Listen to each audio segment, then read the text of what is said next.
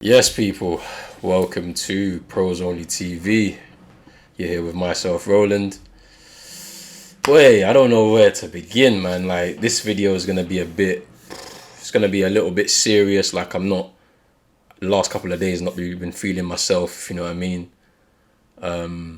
Obviously, with the events that happened after the Euro final, it's just, I'm tired, but then at the same time, it's like, I'm not surprised by what happened and all of that. And it's like, I haven't really used my platform in a way to speak on some of these issues. Like I do it in my personal life, but I didn't want to try and bring it to my platform. But to be honest, there's no other way. I have to bring it to my platform. And for me, it's like, if I don't speak on this thing, it's just like, I feel like I'm hiding a part of myself.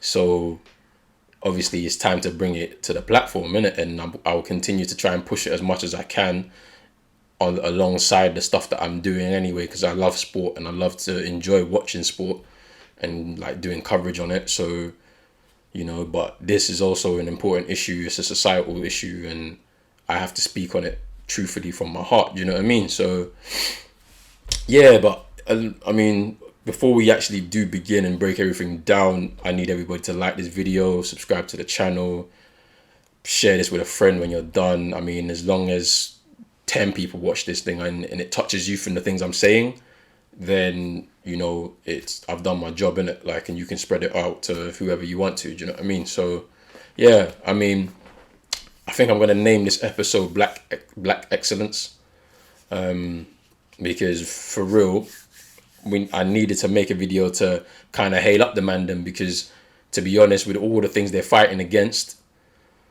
they performed admirably for the nation. Do you know what I'm saying? So, I mean, for me, I'm not an England supporter. I've never been an England supporter. So I was watching the Euros from a very neutral standpoint. Didn't pick a country. Was just watching it as just a supporter neutrally, because I don't consider myself English, despite the fact that I live here and I was born here, got the British passport and all of that. I've not felt connected to society. That might have been because of my upbringing as a Ghanaian, with my parents. It could have been the fact that you've got a lot of friends, especially growing up, that were not. It wasn't a very diverse mix. It was a lot of Black, African, Caribbean friends. So you don't really feel connected to English, and I don't know what being English is. Do you know what I mean? Like, and it's all well and good. People kind of discard all of that, and then when it comes to the football, they want to support England and the national team and what that represents. But for me, it's a little bit deeper than that. Do you know what I mean? Like, I can't support even the country where I know I'm not looked at as a human being. People can abuse me, racially abuse me, online, on the street. I can be fucked with at work. Do you know what I mean? Or like, just all these different things. You know what I mean? Just because of the color of my skin, then you kind of lose your affinity with the country. You lose your connection with the country. And for me, I made a choice consciously several years ago to reconnect with my roots in the different ways I can, in order to feel a part of where I actually come from, which is from Ghana. So, it is what it is. But yeah, man, let's start off with the game. Obviously, we know that England lost the game against Italy on penalties. And with that, it meant, that they didn't bring football home. And so, I think just if we break down the game, I think for me, England, they kind of got to, their game plan kind of went out of the window fairly early, if you know what I mean. So like, with them scoring the goal in that second minute, it meant that they had the rest of the game to basically hold on to the lead. In the way that Southgate plays football, he's a very pragmatic coach anyway. So, and he's shown that throughout the tournament. He's got those two holding midfielders in Rice and Phillips, and that already kind of sets the tone. Like, where you've got those two plus your back four, or if he switches it to a back three, whatever, they're going to be there. And so with that, there's not going to be any like expansive type of open football, despite the fact that he has the players to implement that type of style. So you've got that, and then basically you're just trying to hit the other team on a counter, and that's what England were trying to do. And it's because Italy defends so good in numbers, they also sit very deep, because if you play a high line with Chiellini and Bonucci, with the quick plays that they have up front and, the quick transition, they'd be finishing. So they knew that. And so they made themselves hard to break down. But then obviously they had to also get a goal as well. So the tactical switches, removing the striker, going false nine and all of that, for Italy helped them. So it is what it is. And obviously with England going one ahead, there's no way you can kind of defend that lead for 90 minutes. And so be it. So, we move into the penalty shootout, and before the penalty shootout, sorry, you've got the substitutions that were being made, and obviously bringing on Rashford and Sancho pretty much at the end of the game for the penalty kicks. It didn't even give them a chance to even feel like the game, because if you had brought them on maybe 10 minutes earlier, Rashford comes on, he probably will score. You just don't know. He'd be put into a position to try and score, and it just didn't really happen. So they come on towards the end, they literally get a couple of touches on the ball, probably no touches on the ball, and then they're straight to penalty kicks. And you could just see it all over social media. I was saying it to some of my friends, and I was just like, you can already see what's going to happen if these players do take penalties and they do miss. There's going to be racial abuse on their social media and whatnot, and then you can dread to see what the headlines are going to be like the next day.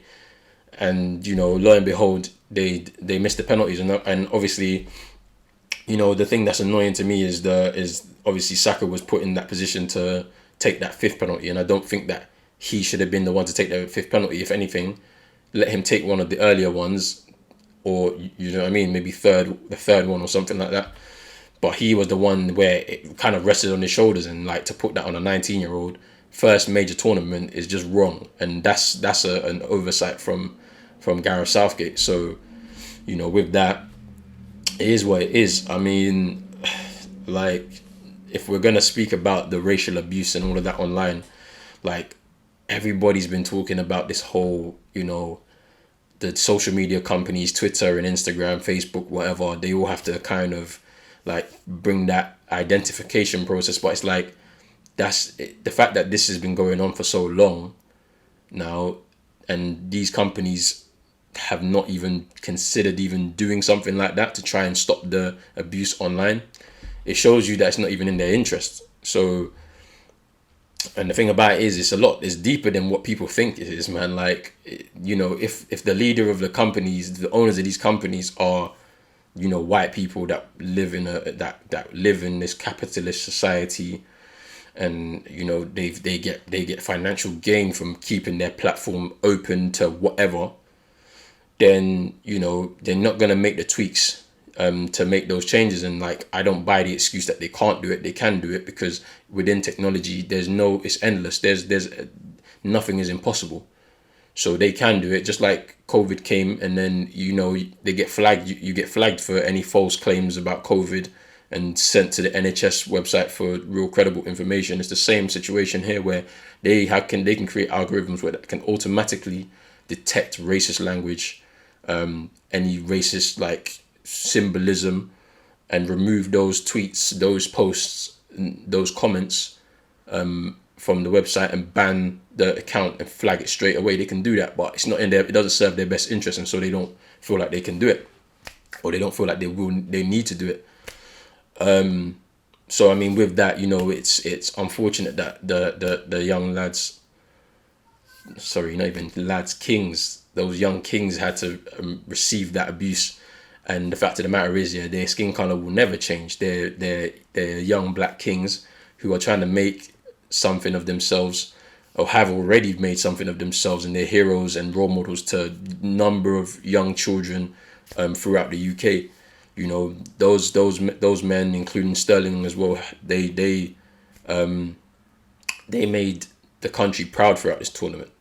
I don't like the fact that Raheem Sterling hasn't got his props out of this tournament, because before this tournament, I don't think he had any tournament goals under his belt. He scored 3, I think, in this tournament. The thing that comes to mind for me with Raheem Sterling is, that second game against Germany. He's the guy that gave England the breakthrough. Harry Kane scores the second goal, which it's good for him. He scored his first goal of the tournament and all of that, but he was on the front page and Raheem Sterling wasn't. But it's Raheem Sterling was the guy that opened the door. At that point, we didn't know if England were even gonna win that game. You don't know what was gonna happen. So you know, that annoyed me as well. And you know, these things happen, like it, and it's all very subtle. And you know, people will think it's not that deep, but it is that deep. It's like somebody who's been playing well in the tournament so far deserves the recognition, the same as somebody who, you know, hadn't played well up until that point, but then he got recognition for scoring one goal. The guy's already scored two at that point, I think.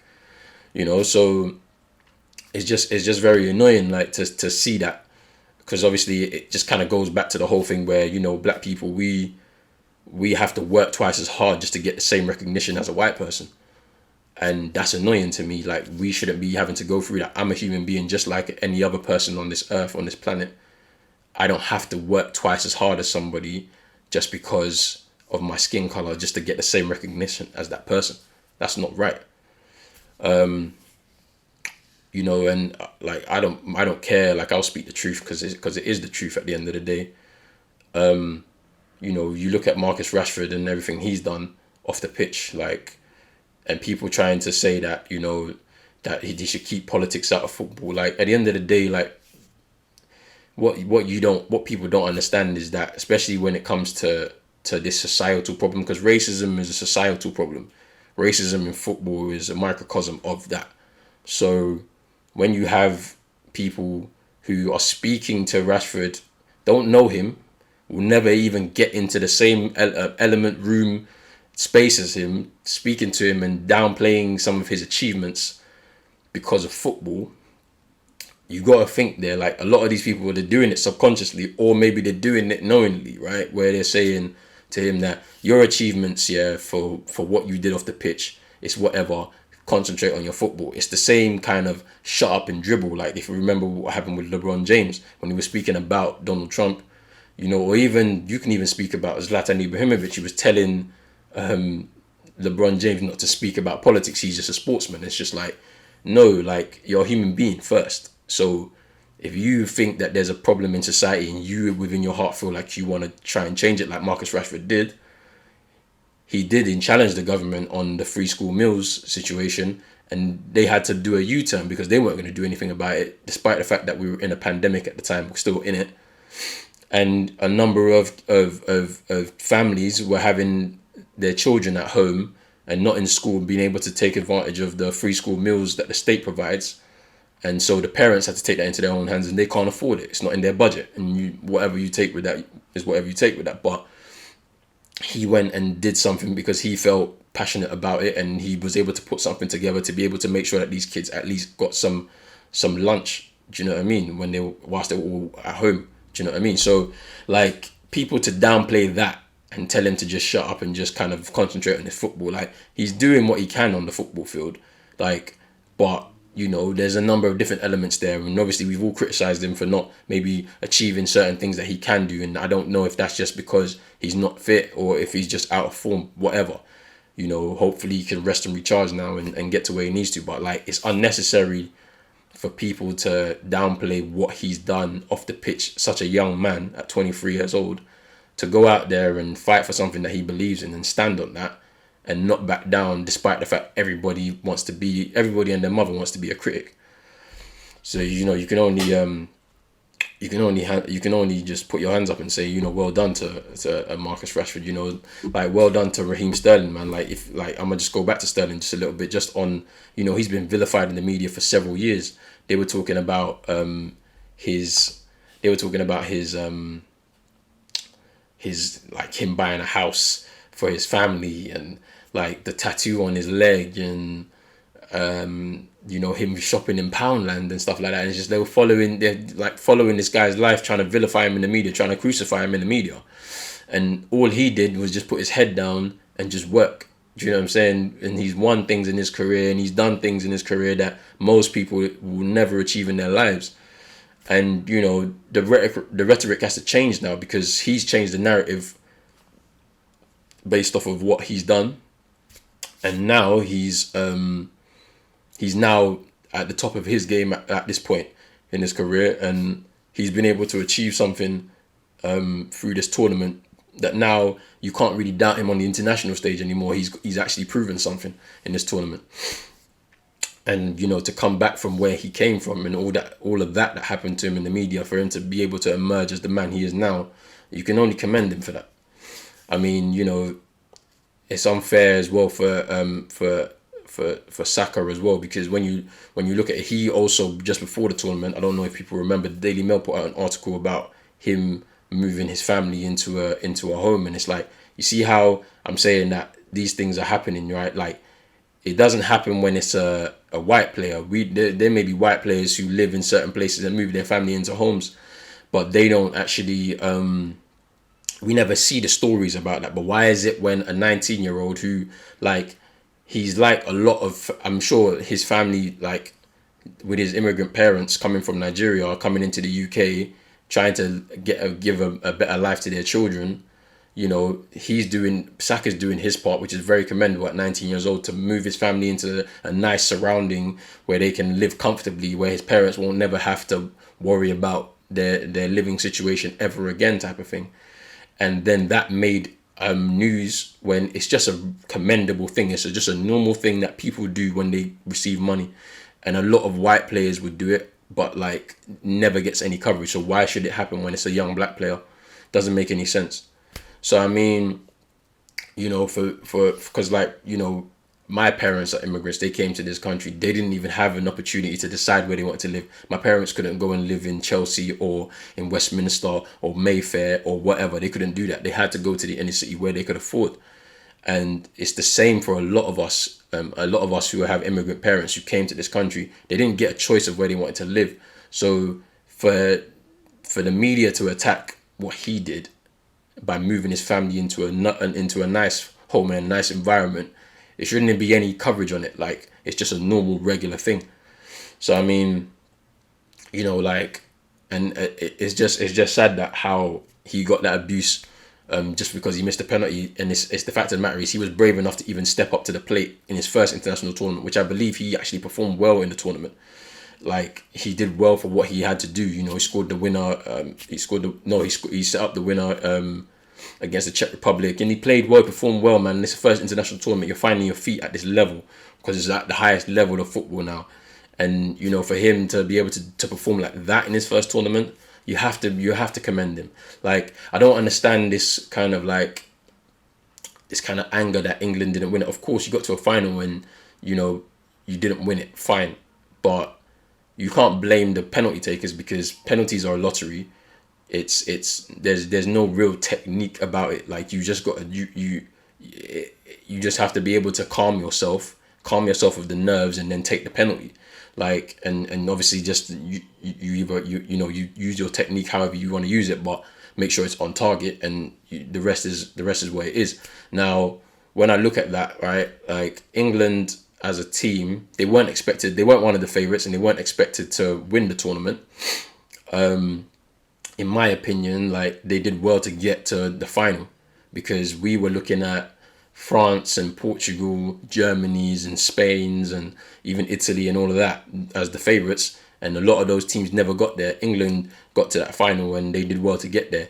First final in 55 years. It's something to be proud of. It's an achievement. A very young squad of players who they've still got 2, 3, maybe even 4 tournaments amongst themselves to get to where they need to get to. And, I don't know why England fans were in such a rush. Now touching on the England fans, it's just disgusting, some of the behaviour you saw. Like, I mean, one before the game, you saw them, throwing bottles, and it's like, what kind of representation is that of a country of people? Like, how can you be throwing bottles, and like, there's regular people out like that like are not involved in that hooliganism type stuff, right? And they're just out, just wanting to enjoy their day. You walk into Trafalgar Square, there's tourists probably coming in there, and then you've got a bunch of idiots, throwing bottles, messing up the streets, like, just being rowdy for no reason. And it's just like, it's a disgusting representation of the place where they come from. And it don't even make sense. Like, of course, it's your first final. You're allowed to be excited, but don't be doing no dumb stuff like that. But it is what it is, man. Like, and then obviously after the game, and then just some of the reports and some of the things, I don't know if anything is true, verified. I can't keep up with all of that. But you know, hearing people got stabbed over this football game, hearing people got beaten up because of it. And it's just like, it's just, why is it that people are so angry, yeah, that they're gonna take it out on people that don't look like them? But like, the thing about it is that if we're being really honest, like, for a lot of English people, you ain't really from here though. Like, if we were to trace back your ancestry, some of you are from the Eastern Europes, some of you are from Germany, some of you are French, some of you are like, do you know what I mean? Like, so, like, you're very quick to be talking about people should go back to their home. Like, what about you? Like, you're not really from here either. Like, do you know what I mean? You're probably Scottish or Irish. You just, you know what I mean? So, it's one of those things, man. Like, I'm kind of tired. I didn't want to do this video like this. Like, it's not nothing that I wanted to, because at the end of the day, like, I'm just kind of tired about all that abuse and all of that stuff. And I don't know what can be done. I don't have any answers. Like, it's just, you know, like, I think there needs to be a lot more naming and shaming of these people that do stuff like this. I mean, like, you know, the guy that lost his job, the guy that worked for Savills and all of that. Like, we need to do more of that type of stuff, like, where your livelihood can be on the line for talking out of your neck because you're racist, innit? Like, things like that should be happening more. Obviously, the social media companies, as I've spoken about before, that they it's not in their best interest to do anything, so they're not going to do anything about it. Do you know what I mean? So I don't know what we do about that, man. Like, and I have my views, and I can be very radical about my views when it comes to my people and my community. But I'm not going to leave it on here. The people that know me privately know about that, and if they want to speak to me about it, then we speak about it. But I'm not going to bring it here.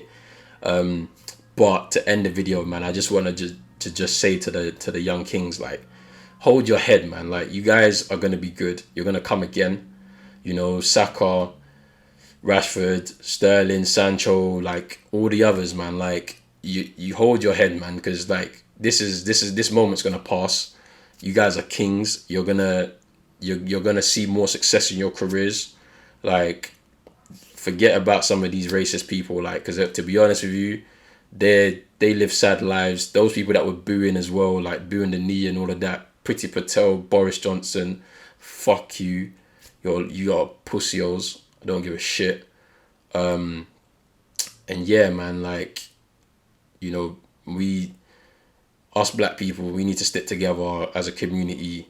We need to do more and clean up within our community before we push back onto white supremacy. And yeah, man, no, I'm just gonna end the video here, innit? But like, I need everybody to follow the socials that's coming up next. Don't forget to like this video, subscribe to the channel. It's Pros Only TV. Myself, Roland. Peace.